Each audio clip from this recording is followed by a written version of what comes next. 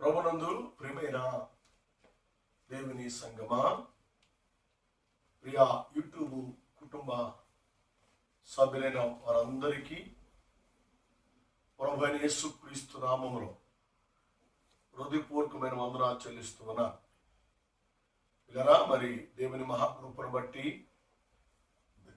హిమాచల్ ప్రదేశ్ ధర్మశాల రావడానికి దేవుడు చూపిన కృపను బట్టి, ధన్యతను బట్టి దేవాతి దేవునికి వందనాలు స్తోత్రాలు చెల్లిస్తూ ఉన్నాం. మరి హిమాచల్ ప్రదేశ్లో దేవుని పరిచయలో పాల్గొనడానికి దేవుడు ఇచ్చిన ఆతిథ్యతను బట్టి, దేవుడు ఇచ్చిన బాధ్యతను బట్టి, మీ అందరి ప్రార్థనను బట్టి మరొకసారి ప్రభువైన యేసుక్రీస్తు నామములో మీ అందరికీ వందనాలు చెల్లిస్తూ ఉన్నాను. ఇలా మరి హిమాచల్ ప్రదేశ్, అలాగే మా బాబు మైకేల్, మరి వారి కుటుంబ సభ్యులు మేమందరం కలిసి మీ అందరికీ వందనాలు చెల్లిస్తూ ఉన్నాం. ఇలా మరి మా సంఘాల కొరకు, పరిచర్య కొరకు ప్రార్థన చేయండి. మరి సంఘం మరి ఈ వారం ఏమి ఉండలేదు. మరి సంఘ బిడ్డలందరూ కూడా చర్చికి వెళ్ళండి. మరి పాప ఉంది, తిమోతి గారు ఉన్నారు, లివింగ్స్టన్ గారు ఉన్నారు, మరి సంఘ పెద్దలు ఉన్నారు. కాబట్టి దయతో మీరందరూ కూడా సమయానికి చర్చికి వెళ్ళి దేవుని ఆరాధన చేసి, దేవుని ఆరాధనలో పాల్గొని గొప్ప దీవెనలు, ఆశీర్వాదాలు పొందాలని ప్రభు పేరట, ప్రభు నామములో మనం చేస్తూ ఉన్నాం. ఇలా మరి ఈరోజు దేవుని వాక్యంలో మహాజ్ఞాని సొలొమోను చక్కని మాటను దేవుడు జ్ఞాపకం చేస్తూ దేవుడు మాట్లాడుతున్నాడు. చూడండి, సామెతల గ్రంథం 26వ అధ్యాయం 20వ వచనంలో మనం చూసినట్లయితే, కట్టెలు లేని అగ్ని ఆరిపోవును. చూసారా, కట్టెలు లేకపోతే అగ్ని ఆరిపోతుందండి. అంటే దేవుని యొక్క సహవాసంలో లేకపోతే నీ జీవితం పిల్లరా నిరర్ధకమైపోతుంది, నీ జీవితము నిష్ప్రయోజనమైపోతుంది. మరి ఎందుకు మహాజ్ఞాని సొలొమోను ద్వారా దేవుడి మాట మాట్లాడుతున్నాడు అంటే, సాతాను సంబంధమైన క్రియలు, సాతాను సంబంధమైన ఆలోచనలో ఉండకూడదు అని దేవుడు తెలియచేస్తూ ఉన్నాడు. సాతానుగాడు ఎలాంటి వాడు అంటే పిల్లరా కట్టెలు లాంటి వాడు. అంటే మంట వేస్తాడు, కట్టెలు వేస్తా ఉంటే మంట మండుతూ ఉండిద్ది. కట్టెలు లేకపోతే మంట చల్లారిపోతుంది. అదే కింద లైన్లు అంటారు చక్కని మాట, చాలా అద్భుతమైన మాట అంటాడు. కొండిగాడు లేని ఎడల జగడము చల్లారును. అర్థమైందా? కొండిగాడు లేకపోతే చాడీలు చెప్పేవాడు, ఏమండి ప్రోత్సహించేవాడు, రెచ్చగొట్టేవాడు లేకపోతే జగడం చల్లారిపోతుందంట. ఒకటి కట్టెలు లేకపోతే అగ్ని ఆగిపోతుంది, కొండిగాడు లేకపోతే జగడము చల్లారిపోతుంది. అర్థమైందా?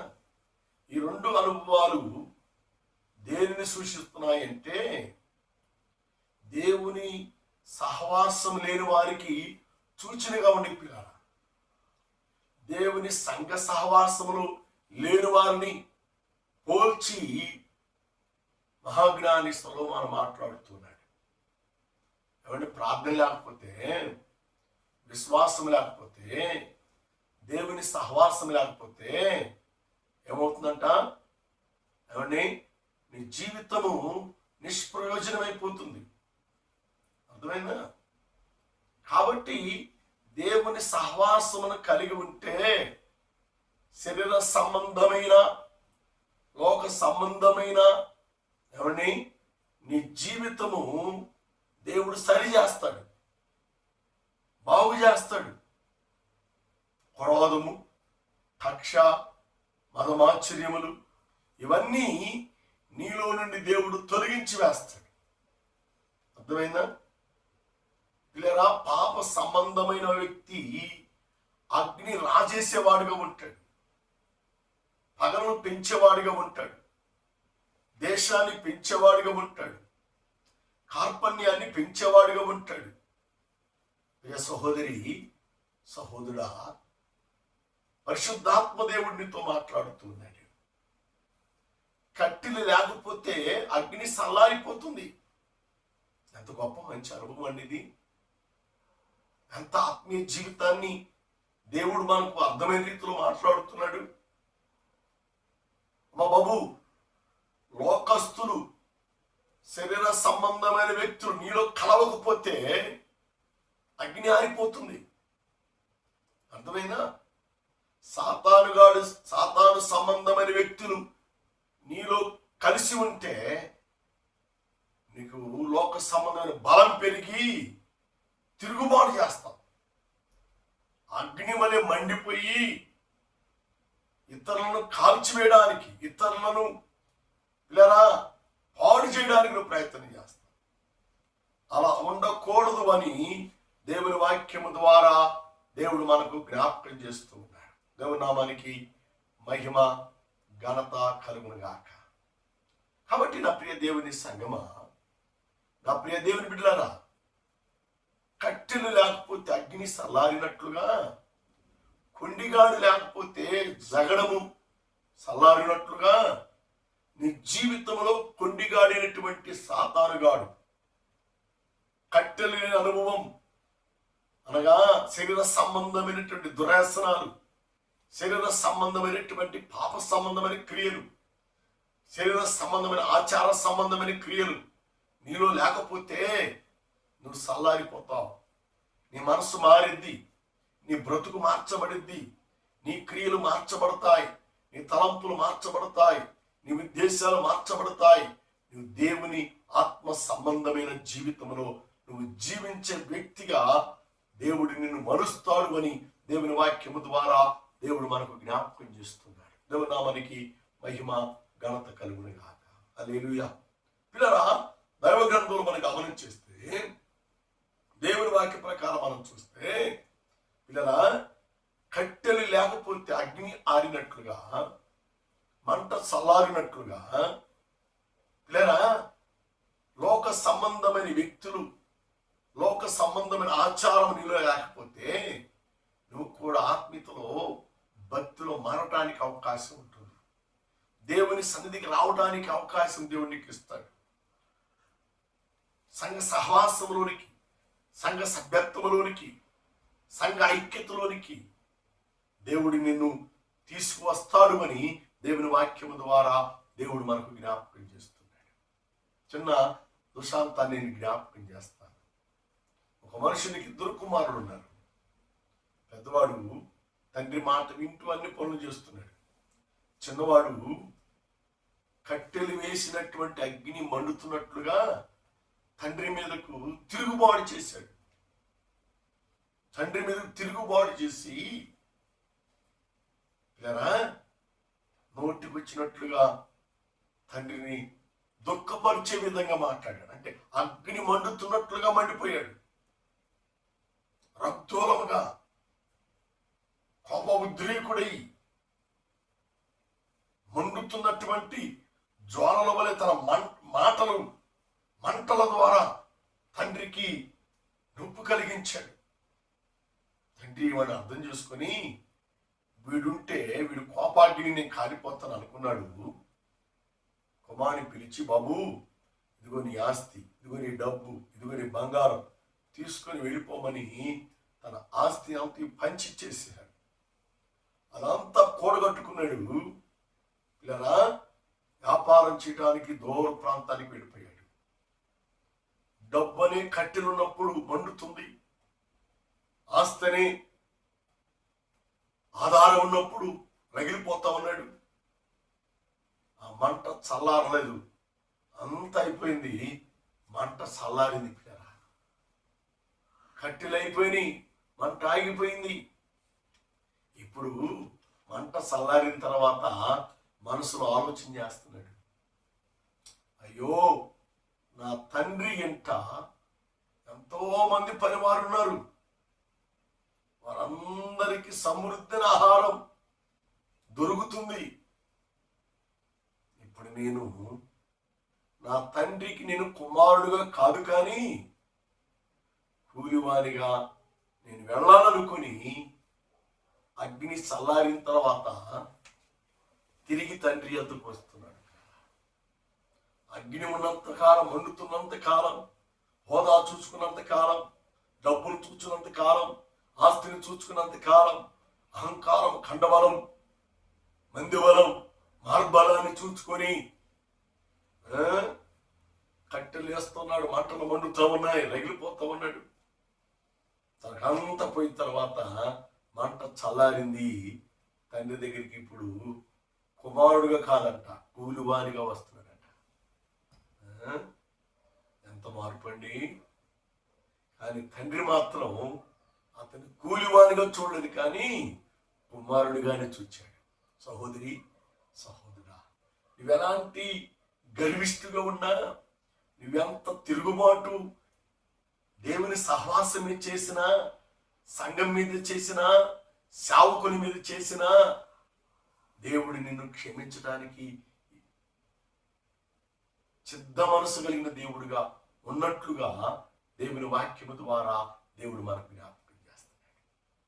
అమ్మ బాబు, కట్టెలు లేకపోతే మంట చల్లారిపోతుంది. నేను అంటాను ఒక మాట, డబ్బిచ్చునా ఏమండి గర్వం పెరిగిపోతుంది, ధనం ఇచ్చునా మదం పెరిగిపోతుంది. అదే అపోస్తలుడైన పౌలు అంటాడు, అయ్యా నన్ను గొప్పవానిగా ఉంచవద్దు, అట్లని దరిద్రుడిగా చేయవద్దయ్యా, నన్ను తగు మాత్రములో ఉంచి నిన్ను ఆరాధించువానిగా నన్ను ఉంచయ్యా, నీ సహవాసంలో జీవించినట్లుగా తగు మాత్రములో నన్ను చిత్తపరచని అపోస్తలుడైన పౌలు గారు మాట్లాడుతున్నాడు. నిజమే పిల్లరా, ధనం పెరిగితే కళ్ళకు కావరాలు కమ్ముతాయి. చిన్న పెద్ద, గురువు, దైవం ఏవి పట్టం. ఎర్రవేగి మాట్లాడతారు, విస్తారంగా మాట్లాడతారు. ఈ తగ్గిపోయిన కుమారుడు కూడా తండ్రిని కూడా చూడకుండా తిరుగుబాటు చేశాడు. ఆస్తిని పంచేంత వరకు మంటల మండాడు. అన్ని తీసుకున్నాడు, మొత్తం అయిపోయింది, దిగిపోయింది, మంటలన్నీ చల్లారిపోయినాయి. ఏమండి, రూపాన్ని కోల్పోయాడు, ఆకారం కోల్పోయాడు, తల వెంట్రుకలు పెరిగిపోయాయి, గెడ్డం పెరిగిపోయాయి, వస్త్రాలు మాసిపోయాయి, రూపం కోల్పోయాడు, ఆకారం కోల్పోయాడు. కానీ తండ్రి మాత్రం కుమారుడిని గుర్తుపట్టాడు. మా బాబు, ఏ స్థితిలో ఉన్నా, ఏ పరిస్థితిలో ఉన్నా యేసయ్య నిన్ను గుర్తుపడతాడు. ఎప్పుడంటే నువ్వు తగ్గించుకోవాలి, నీ మంటలు, నీ అహంకారాన్ని తగ్గించుకోవాలి, నీ తిరుగుబాటు స్వభావాన్ని తగ్గించుకోవాలి, నీ గర్వ స్వభావాన్ని తీసివేసుకోవాలి, తిరస్కరించే మనసు తీసివేసుకొని, అయ్యా నా తప్పు అయిపోయిందయ్యా, నేను పాపిని ప్రభువా, నేను పనికిమాలినవాడు ప్రభువా, సంఘాన్ని దూషించాను, నీ నామాన్ని అవమానపరిచాను, దోషకరంగానే ప్రవర్తించానయ్యా అని నీ మనస్సులో నీవు అనుకొని దేవుని దగ్గర పశ్చాత్తాపడితే, తప్పిపోయిన కుమారుని హక్కును చేర్చుకొని మెడ మీద ముద్దు పెట్టుకొని అతని పాదములకు జోడును, అతనికి ప్రతిష్టమైన వస్త్రములను, అతని చేతికి ఉంగరమును పెట్టి ఊరు వారందరికీ గొప్ప ఇంది ఏర్పాటు చేశాడు. బాబు, ఎప్పుడు తెలుసా?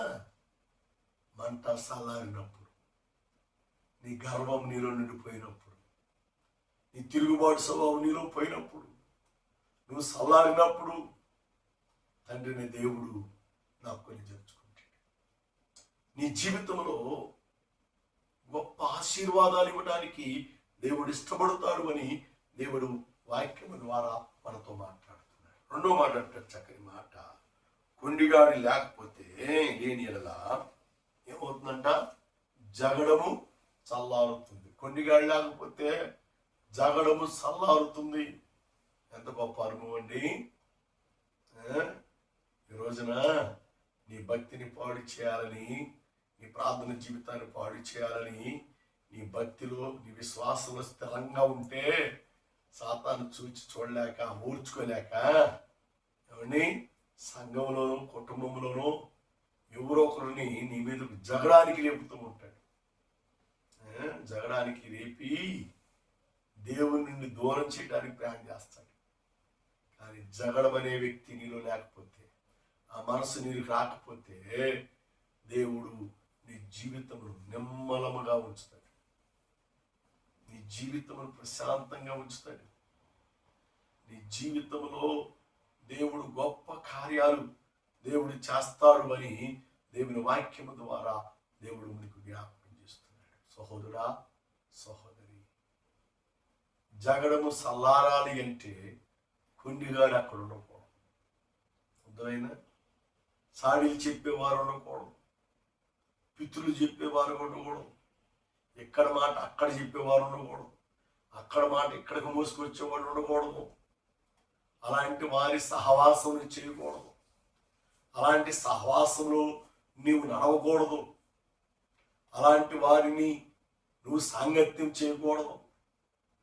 భక్తి కలిగి నువ్వు జీవించాలి అని దేవుని వాక్యము ద్వారా దేవుడు జ్ఞాపకం చేస్తున్నాడు. దేవుని మాట ద్వారా దేవుడు నిన్ను హెచ్చరిక చేస్తున్నాడు. సహోదరి, సహోదరుడా, చేతులు జోడించి మనవి చేస్తున్నాను. కట్టెలు లేకపోతే మంటలు ఆరినట్లుగా, కొన్నిగాడి లేకపోతే జగడము చల్లారినట్లుగా నీ జీవితాన్ని నువ్వు సరిగ్గా ఆత్మీయతలో కాపాడుకోవాలి అని దేవుని వాక్యము ద్వారా దేవుడు నీకు తెలియజేస్తున్నాడు. దేవుని కొరకు మనం బ్రతకాలి. దేవుని కొరకు మనం జీవించాలి. ఆత్మీయతలో మన జీవితాన్ని కొనసాగించాలి. భక్తిలో మన జీవితాన్ని కొనసాగించాలి. అందుకని మహాజ్ఞాని సొలొమోను ద్వారా దేవుడు మనతో మాట్లాడుతున్నాడు. సొలొమోను యొక్క అనుభవాలు మనకు దేవుడు జ్ఞాపకం చేస్తున్నాడు. సొలొమోను మంచి జ్ఞానవంతుడు, దేవుని దగ్గర జ్ఞానం సంపాదించుకున్నవాడు, దేవుని దగ్గర తెలివితేటలు సంపాదించుకున్నవాడు. అలాంటి వాడిని ఏం చేసేది తెలుసా? తనతో ఉన్నటువంటి మంత్రివర్గం, తనతో ఉన్నటువంటి జ్ఞానులు అందరూ కలిసి సొలొమోనును పాడు చేశారు. కట్టెలు వేసి వేసి మంటను పెంచారండి. మంటను ఎక్కువ చేశారు.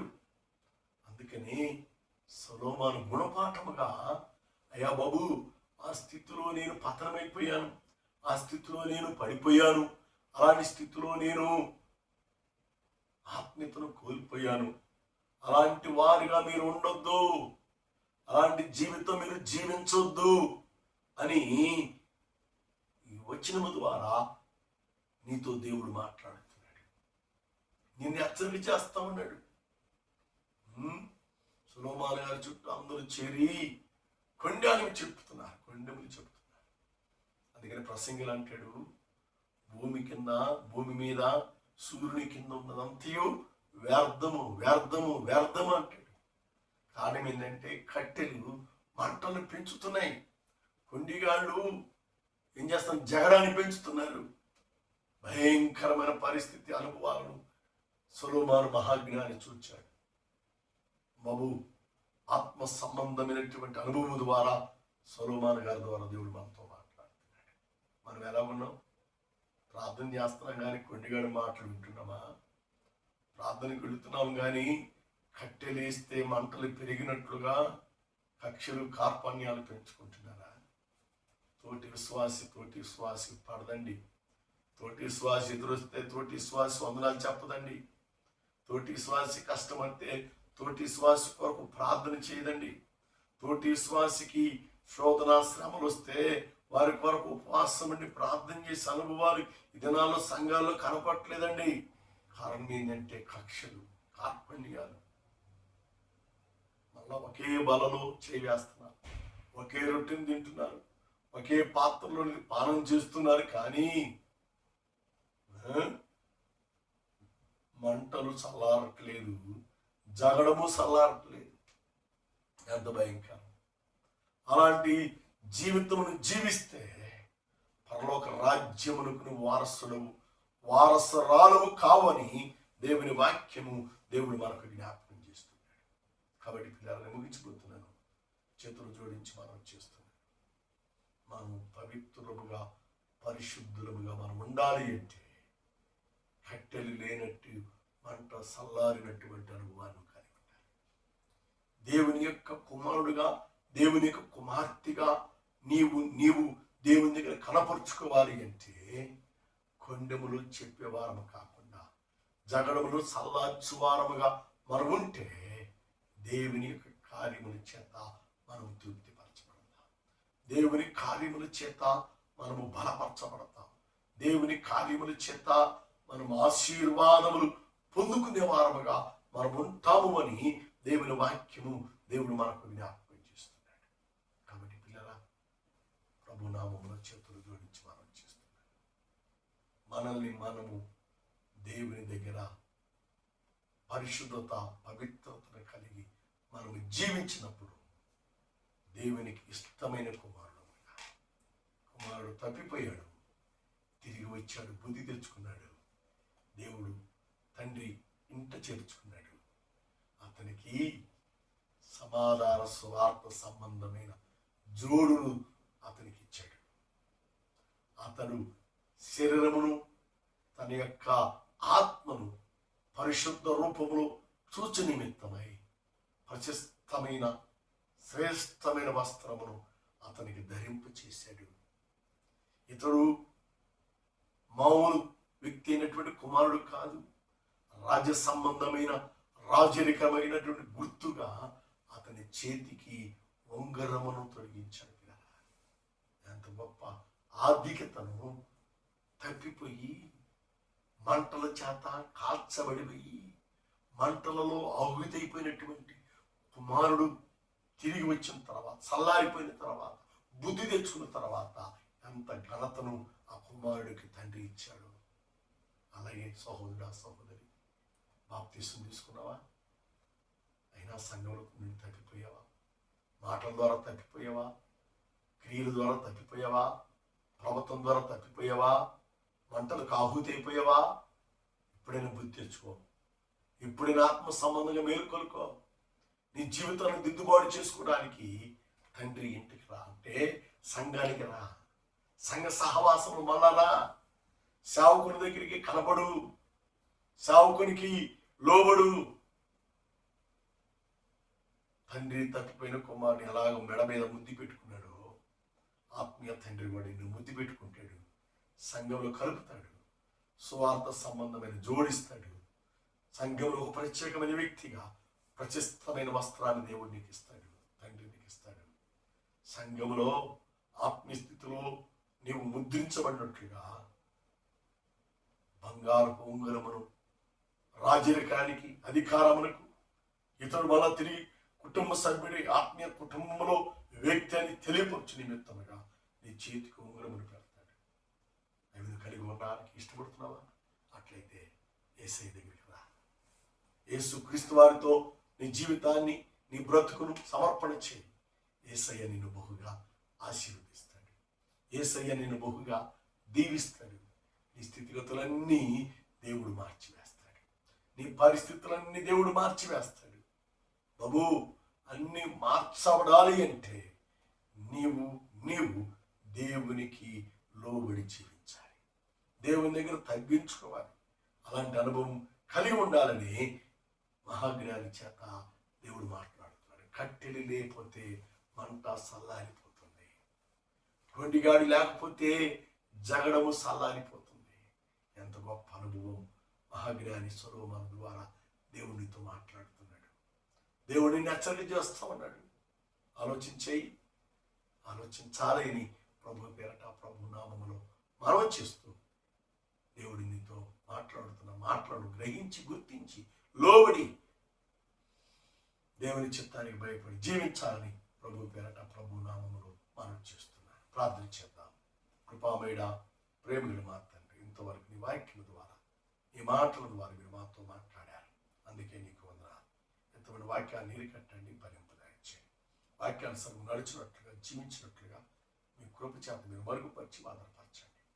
ఈ వాక్యం యూట్యూబ్ ద్వారా వింటున్న ప్రతి బిడ్డను, ప్రతి కుటుంబ సభ్యులను ఆశీర్వదకరంగా మార్చండి, దీవెనకరంగా మార్చండి. మేలుకరమైనటువంటి వాక్యముగా వారి హృదయాల్లో మీరు ప్రభువా నింపండి. వాక్యానుసారం జీవించినట్లుగా కార్యాలు జరిగించమని, కృపలో బలపరచమని, ఆశీర్వదించమని యేసుని ఇచ్చినాము తండ్రి. ఆమేన్. ఆమేన్. తండ్రి దయ, కుమారుని ప్రేమ, పరిశుద్ధాత్మ సహవాస సంబంధం ప్రార్థించిన ప్రతి అంశమునకు కూడిన మనందరికీ దేవాని మొరపెట్టు ప్రతాత్మకు సరి పరిశుద్ధులకు ఆయన రాకడ వరకు మనందరికీ తోడి నడిపించి, దీవించి, సంరక్షించి, కాపాడి ఆశీర్వదించుగాక.